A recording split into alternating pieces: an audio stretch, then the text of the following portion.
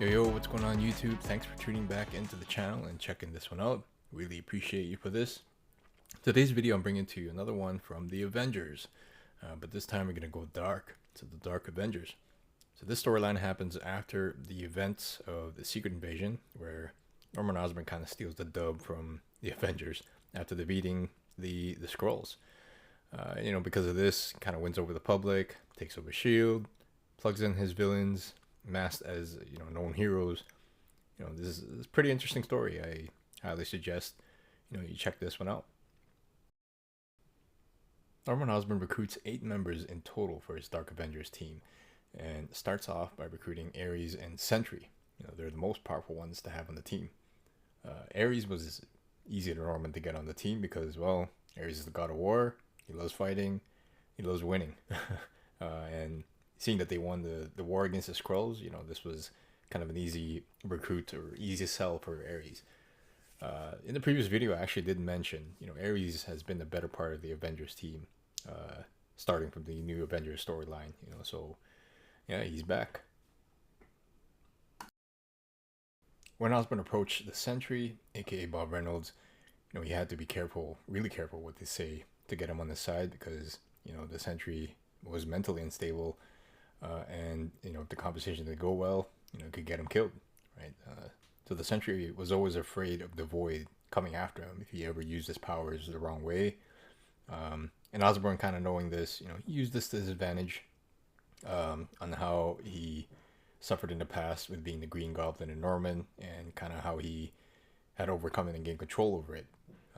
Eventually, he was able to convince Sentry the same way, and that's pretty much how he got him on the team. So Osborn actually tried recruiting Captain Marvel to his team, but she turned him down because she didn't believe in what he was doing and in this team. So instead, Osborn approached Moonstone, who had similar Kree powers as Captain Marvel.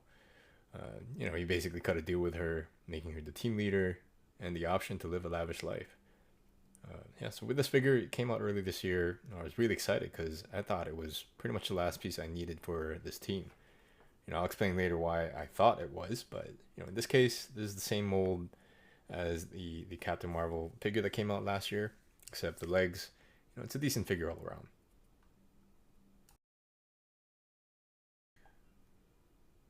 Now, to be honest, before reading into this storyline, I had no idea Wolverine had a son, Daken.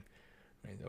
But Daken always hated his father. They never saw eye to eye, and they had a pretty rough relationship.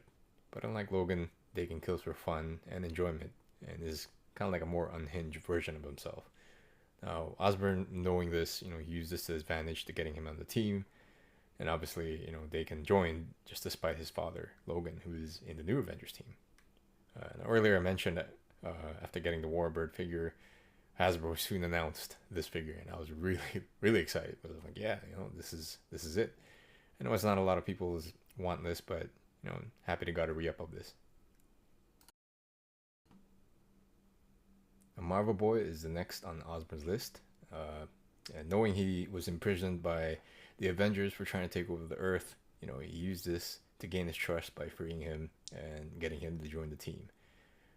I know this isn't really the right costume in comparison to what it is in the comics, but it's the same guy, and I highly doubt Hasbro will ever release the white and green version of this costume. Up next, Osborn needed a Spider-Man for his group, and so we recruited the Venom, aka Mark Gargan, who was actually previously the Scorpion. Yeah, that's right, one of Spider-Man's villains. It wasn't difficult to strike a deal with him, as long as he gets to eat who he wants, which Osborn pretty much guaranteed if he ever joined the team, and so he did. So this is the 85th anniversary figure that came out last year, and in my opinion, this is still one of the best Venom figures that you can get today in comparison to the ones that previously released. Osborn needed a marksman for the team, kind of like their version of the Hawkeye. So he got Bullseye to join. It was an easy hire because Bullseye loved to kill and do what he does, so being in this team as long as he does kind of like what Osborn says and dresses up as Hawkeye, then he can do just that. Yeah, I've seen a lot of people kit bash this figure with Bullseye's head. And it's kind of cool and all, but unfortunately, I don't have the figure.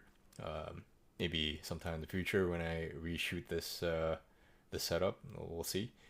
And again, I highly doubt Hasbro will re-release this version of him. Now, after getting his team together, the last piece of the puzzle was kind of like an Iron Man or Captain America or some sort of symbol of the leader of basically the organization, right? Because the Avengers, they had that. And so Osborn decided to take it upon himself to dress up as Iron Man. But a little twist, he kind of repainted one of Iron Man's suits into Iron Patriot.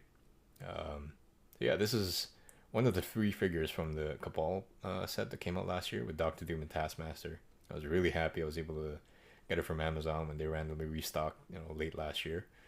Yeah, it's a good figure all around and good to have, as he is the leader of the Dark Avengers.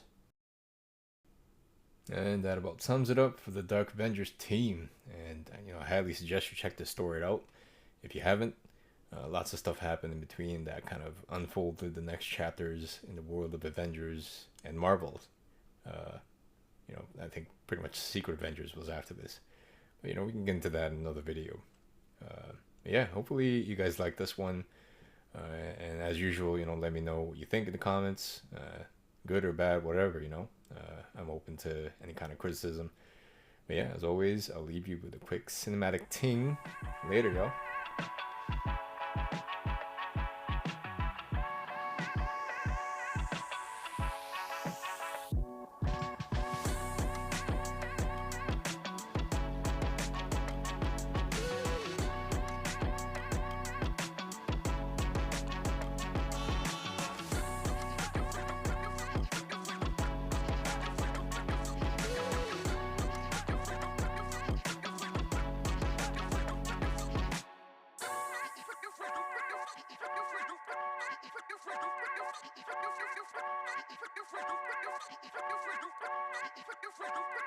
Freedom.